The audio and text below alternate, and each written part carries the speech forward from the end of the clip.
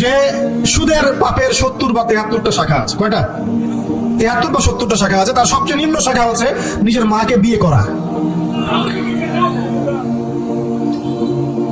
দেখলেন আমাদের অন্তরে কি কথাটা আঘাত করলো? আপনি কি আপনার মায়ের সাথে, নাউজুবিল্লাহ, আপনি কি আপনার মাকে বিয়ে করতে পারবেন? এটা কি কোনো ব্যক্তির পক্ষে সম্ভব? কিন্তু নবী সাল্লাল্লাহু আলাইহি ওয়াসাল্লাম বলেন 73 শাখার সবচেয়ে নিম্ন শাখা হচ্ছে সেই ব্যক্তি যেন তার মাকে বিয়ে করলো।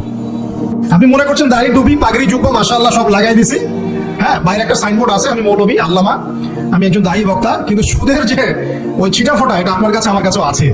এমন কোন গ্রাম নাই বাংলাদেশে যেখানে সুদ নাই, আর বিশ্বের এমন কোন দেশ নাই যেখানে সুদ নাই। আর এই যুগের কথাই নবী সাল্লাল্লাহু আলাইহি ওয়াসাল্লাম হয়তো বা বলেছিলেন, আল্লাহু আ'লাম, আল্লাহ ভালো জানেন, যে এমন একটা যুগ আসবে যে যুগে ম্যাক্সিমামই সুদখোর হবে। যে ব্যক্তি সুদের ছিটাফোটা মানে সুদের পাপ থেকে বেঁচে থাকতে চাইবে, ওর গায়েও গিয়ে সুদের ছিটাফোটা গিয়ে লাগবে। এটা সেই যুগ না? আপনি বুঝতে পারছেন না হয়তো, এটা সেই যুগ। আপনি মনে করছেন দাড়ি টুপি পাগড়ি জুব্বা মাশাআল্লাহ সব লাগাই দিছি, হ্যাঁ, বাইরে একটা সাইনবোর্ড আছে আমি মৌলবী আল্লামা, আমি একজন দায়ী বক্তা, কিন্তু সুদের যে ওই ছিটাফোটা এটা আপনার কাছে আমার কাছেও আছে। হয়তো আপনি বুঝতে পারছেন না। কখন বুঝবেন? যখন ইসলামিক অর্থনীতির বইগুলো পড়তে পারবেন। আর শুধু ইসলামিক অর্থনীতির বই যথেষ্ট না, এর পাশাপাশি আমাদের দরকার এই প্রচলিত যে IMF ইন্টারন্যাশনাল মনিটারি সিস্টেম এর নীতিগুলো জানা।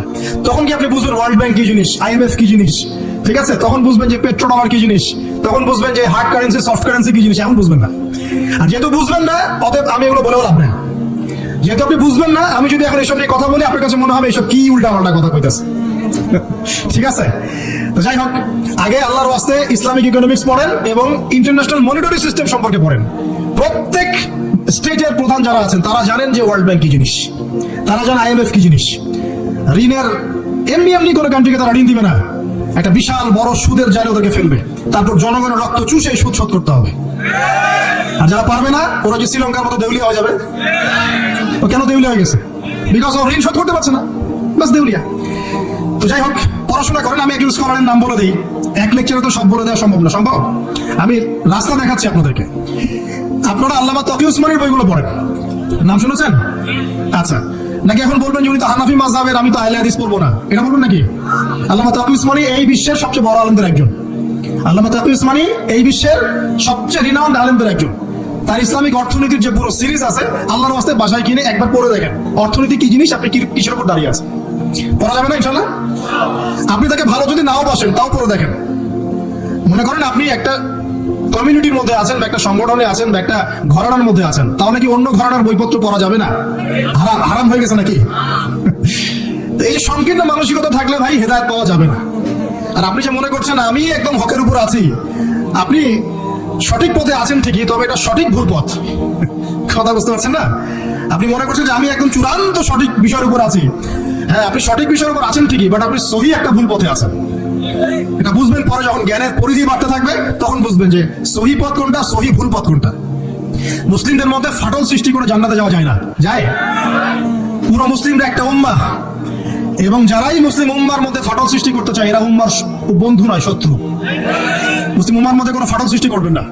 সবার মাঝখানে হৃদ্যতা ভালোবাসার বন্ধন থাকবে। যদি বিভিন্ন ধর্মের মানুষ একসাথে বসবাস করতে পারে একটা দেশে, তাহলে বিভিন্ন তরিকা এবং মাযহাবের মানুষ একসাথে থাকতে পারবে একটা দেশে ইনশাআল্লাহ। আমরা আমাদের মাঝে ইখতিলাফি বিষয় থাকতে পারে, কিন্তু দিন শেষে আমরা সবাই মুসলিম ইনশাআল্লাহ। দিন শেষে ইসলামের জন্য দাঁড়াতে হলে দল মত মাযহাব তরিকা নির্বিশেষে সবাই একসাথে দাঁড়াবে ইনশাআল্লাহ। আল্লাহ পাক আমাদের হৃদয়টাকে প্রশস্ত করুন, আমিন। জাহেলিয়াতের 2 নম্বর সমস্যা ছিল রিবা। এই রিবা সম্পর্কে আগে বলি যে এখন আল্লাহ পাক কি বলেছেন। আল্লাহ পাক বলছেন যে ইয়ামহাকুল্লাহু রিবা ওয়া ইউরবিস সাদাকাত। আপনি যদি দান সদকা করেন, যাকাত দেন, যাকাত ভিত্তিক অর্থনীতি চালু করেন, আল্লাহ পাক আপনার সম্পদকে বাড়িয়ে দিবেন ইনশাআল্লাহ। আর আপনি যদি রিবার মধ্যে যান, আল্লাহর বক্তব্য হচ্ছে, এটা আমার কথা না, আল্লাহ পাক বলছেন আপনার সম্পদ সংকুচিত হয়ে আসবে। এখন আপনার ডিসিশন, আপনি কি করতে চান করতে পারেন, আমাদের কিছু বলার নাই। লাকুম দীনুকুম ওয়ালিয়া দিন, আপনার বুঝ আপনার, আপনার দিন আপনার, আমার দিন আমার। আল্লাহ বলেন ফাযাক্কির ইন্নামা আনতা মুযাক্কির, উপদেশ দাও তুমি উপদেশ দাতা, লাস্তা আলাইহিম বিমুসাইতির, কারো প্রতি তুমি দারোগা নও। আল্লাহ বলেন আপনি সুদে থাকলে সম্পদ সংকুচিত হবে, যদি ছেড়ে দেন, যাকাত দেন, ব্যবসা ভিত্তিক ইকোনমি চালান, আপনার সম্পদ বাড়বে ইনশাআল্লাহ। কি করবেন? ডিসিশন কার? আপনার। আল্লাহ পাক বলেন ইয়া আইয়ুহাল্লাযীনা আমানু হে মুমিনগণ ইত্তাকুল্লাহ। শুনেন ভাই, আল্লাহ বলেন ইত্তাকুল্লাহ, তোমরা আল্লাহকে ভয় করো। ওয়া যারু মা বাকিয়া মিনার রিবা, সুদের অবশিষ্ট সব অংশ ছেড়ে দাও। সুদের অবশিষ্ট সব টাকা ছেড়ে দাও। ওয়াইল্লা ইন কুনতুম মুমিনিন, যদি প্রকৃতপক্ষে তোমরা মুমিন হয়ে থাকো তাহলে ছেড়ে দাও। ওয়াইল্লাম তাফআলু, যদি তোমরা না করো। কে বলছেন? আল্লাহ। যদি তোমরা এটা না করো তাহলে আল্লাহ কি বলছেন? ফাআযানু বিহারবিন মিনাল্লাহি ওয়া রাসূলিহি, আল্লাহ এবং তার রাসূলের সাথে যুদ্ধের ঘোষণা শুনে রাখো। এটা কার কথা? এখন আপনি যদি চান আল্লাহর পক্ষে যুদ্ধ করতে পারেন, আপনি চাইলে আল্লাহ এবং তার রাসূলের বিপক্ষেও যুদ্ধ করতে পারেন। আপনাকে কি বাধা দিবে? দিবে না। ডিসিশন কার? ডিসিশন আপনার। নবী সাল্লাল্লাহু আলাইহি ওয়াসাল্লাম আরো বলেছেন যে, আপনারা জানেন হাদিসটা, নতুন কোন হাদিস বলছেন না, আপনারা জানেন, প্রত্যেক আলেম জানেন, প্রত্যেক মাযহাবের ইমাম জানেন। কি সেটা? যে সুদের পাপের 70 বা 73টা শাখা আছে। কয়টা? 73 বা 70টা শাখা আছে। তার সবচেয়ে নিম্ন শাখা হচ্ছে নিজের মাকে বিয়ে করা। দেখলেন আমাদের অন্তরে কি কথাটা আঘাত করলো? আপনি কি আপনার মায়ের সাথে, নাউজুবিল্লাহ, আপনি কি আপনার মাকে বিয়ে করতে পারবেন? এটা কি কোনো ব্যক্তির পক্ষে সম্ভব? কিন্তু নবী সাল্লাল্লাহু আলাইহি ওয়াসাল্লাম বলেন 73 শাখার সবচেয়ে নিম্ন শাখা হচ্ছে সেই ব্যক্তি যেন তার মাকে বিয়ে করলো। আর সর্বোচ্চ শাখা কি? ওই যে আল্লাহ এবং তার রাসূলের সাথে কি করা? যুদ্ধ করা। আরেকটা হাদিস আছে, নবী সাল্লাল্লাহু আলাইহি ওয়াসাল্লাম বলেছেন যে 4 শ্রেণীর মানুষ আছে, এদেরকে আমি সমানভাবে অভিশাপ দিলাম। কয় শ্রেণী? 4 শ্রেণী। জাস্ট শুনে রাখেন হাদিসগুলো। আমি জানি এই বিশ্বে আপনি এই হাদিসগুলোর উপর ইমপ্লিমেন্টেশনে যেতে পারবেন না, এটা আমি বুঝি, কিন্তু আকীদা ঠিক থাকতে কি কোনো সমস্যা আছে? একটা মানুষ পাপ করে জেনে করে যে হ্যাঁ আমি জানি এই কাজটা খারাপ, ঠিক আছে। আরেকটা মানুষ মনে করে না এটা করলেও হয়, না করলেও হয়, কোনো সমস্যা নাই। আরেকটা মানুষ মনে করে যে না আমি একটা ডাহা পাপ করছি, এটা থেকে বেঁচে থাকা আমার উচিত ছিল কিন্তু আমি পারছি না। আরেকজন পাপ করছে যে আমি মানি না এসব বিধান টিধান, যা ভালো মনে হবে দুনিয়ার জন্য করব। এরা কি সবাই সমান? একজন মানুষ যে জানে যে এটা খারাপ কাজ কিন্তু বাধ্য হয়ে সে করতে হচ্ছে, সে ব্যক্তি তো ওর চেয়ে কিছুটা হলেও উত্তম নাকি যে ব্যক্তি বেধারসে পাপ করছে? আচ্ছা, হারামকে হালাল করে ফেলে, এটাকে কিন্তু শিরক বলা হয়। এই বিশ্বে কি সমস্যা নাই? বুঝেন না এই সমস্যা আছে কি নাই? আছে। সামনে আগান। এই বিশ্বের শিক্ষা ক্ষেত্রগুলো দেখবেন, এই শিক্ষা ক্ষেত্রগুলোর মধ্যে নাস্তিকতার শিক্ষা বাড়ছে না কমছে? বাড়ছে। এই বিশ্বের অর্থনীতি দেখবেন, অর্থনীতির মধ্যে শিরক বাড়ছে না কমছে?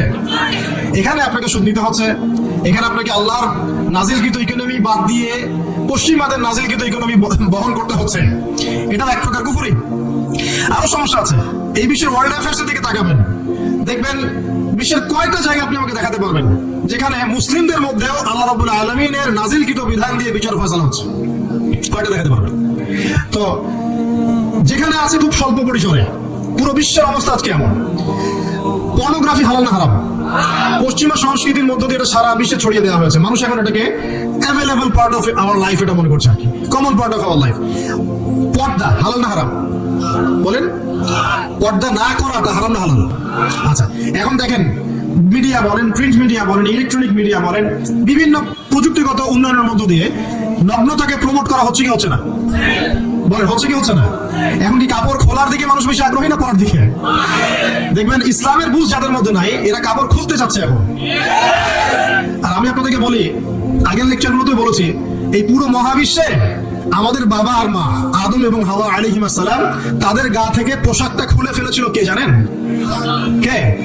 ইবলিস। যখনই তারা গাছের কাছে গেলেন তখন কি হলো? ফালাম্মা যাকা আশ-শাজারা বাদাত লাহুমা সাওয়াতিহিমা, যখনই তারা গাছের কাছে গেলেন তাদের কাপড় খুলে পড়ে গেল। তাহলে পুরো মহাবিশ্বে আমাদের পিতামাতাকে নগ্ন করে দিয়েছে কে?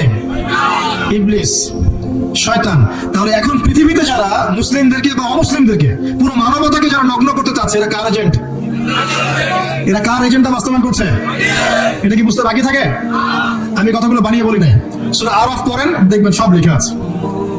আসেন, এক কথায় বলতে চাচ্ছি, ওই সময়কার যে শিরকটা শুধুমাত্র মক্কায় সীমাবদ্ধ ছিল, এখনকার শিরকটা গ্লোবালাইজেশন হয়েছে আর কি, পুরো দেশে দেশে দেশে শিরক ছড়িয়ে পড়েছে।